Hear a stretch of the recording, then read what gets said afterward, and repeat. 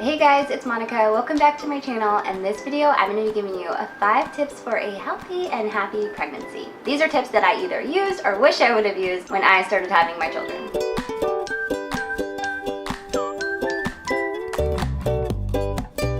If you're new to my channel, I post new videos twice a week on peaceful parenting, healthy living, and life with little ones, and would love for you to subscribe to my channel.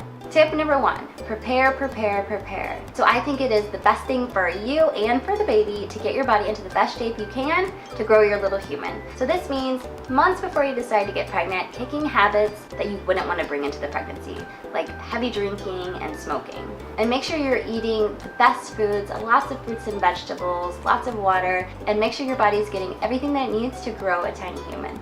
Number 2, educate yourself and learn as much as you can about pregnancy, childbirth, and breastfeeding.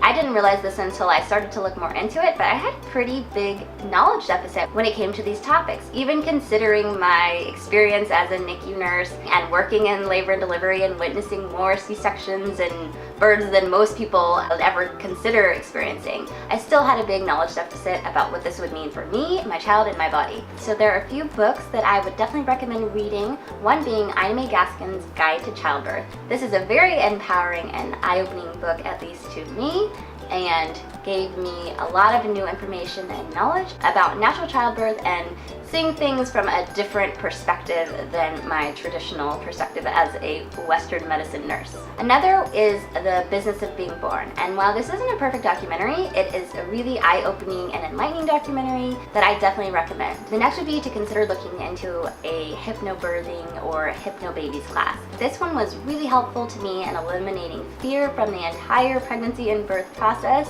and made my birthing experiences so much more enjoyable and fearless. And the last resource I'll share in this video is this book here. And this is Breastfeeding Made Simple, 7 Natural Laws for Nursing Mothers.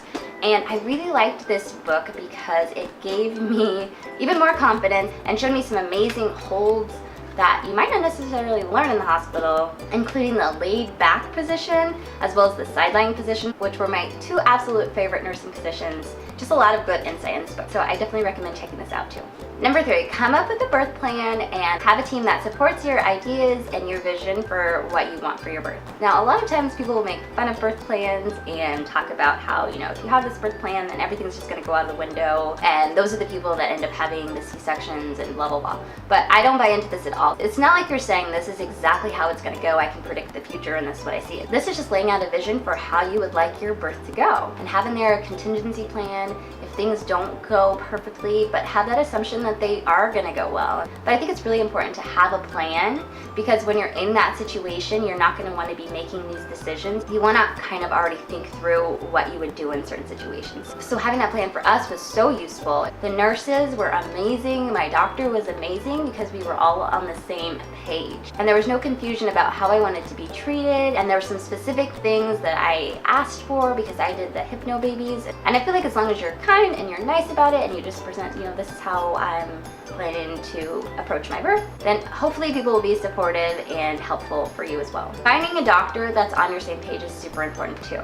This usually comes up if you want a natural birth and you don't have a doctor that really believes in that or agrees with that. For instance, if you want to go all natural and you tell this to your OB and they laugh at you, you might want to find someone with a bit more experience in the type of birth that you want to have. And I experienced this firsthand, and I actually ended up changing doctors when I was 32 weeks pregnant with my first. Although I really liked her personally and I thought she was a fine doctor, I just didn't feel confident that going into the birth we would really be on the same page. And I just wanted somebody who would be a positive advocate for the type of birth that I was planning, and in this case it was an unmedicated birth. So after switching at 32 weeks, I found another doctor that was amazing and supportive and really helpful, and I was so glad that I had switched. If this isn't an option for you to switch doctors, I would be really clear about your overall vision. Number 4, stay active and eat healthy while you're pregnant. When you're eating, think about filling your nutritional puzzle and making sure that every piece is in place and that you're getting all of the nutrients that you and your baby need. And keep in mind, for the most part, your baby's gonna get what they need and you're gonna become depleted before they do.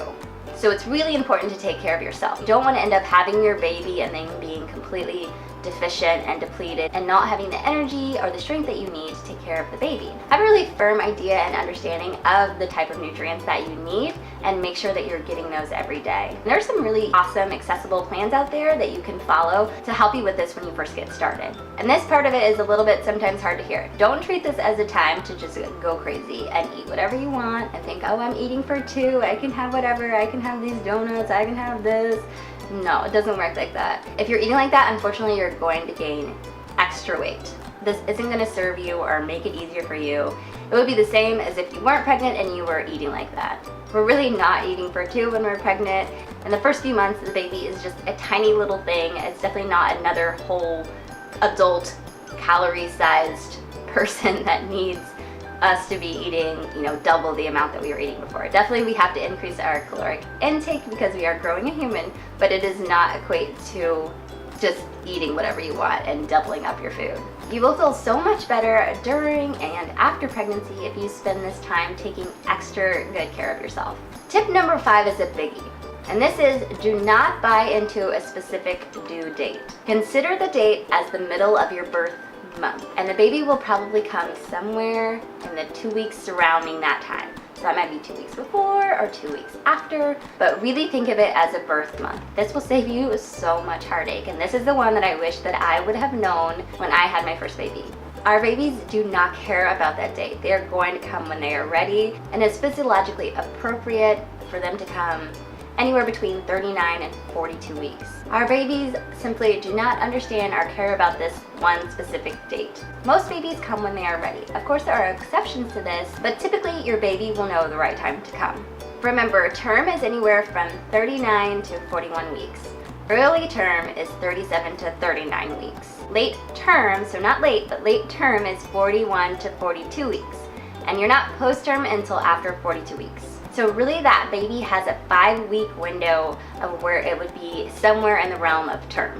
I know this is really hard, especially for someone like me, where we want to plan things out and know exactly what's going to happen. At the end of the day, I think the best mental plan is to be ready early and expect them to come late. I had my first baby in the late term period, so he was 41 and 3 weeks, so 10 days past his guest date. And I truly wish that somebody would have given me this advice, because it would have made those last few weeks so much more enjoyable and less stressful. I had it in my mind for some reason that he was going to come early, even though I had read that first-time mothers, it was usually 41 weeks, but for some reason, probably because I was having contractions for weeks and weeks and weeks leading up to it, I thought he was going to come early. So when he ended up being late, it was a very stressful time for me. And so I really wish that I would have been able to enjoy that time a little bit more with less stress.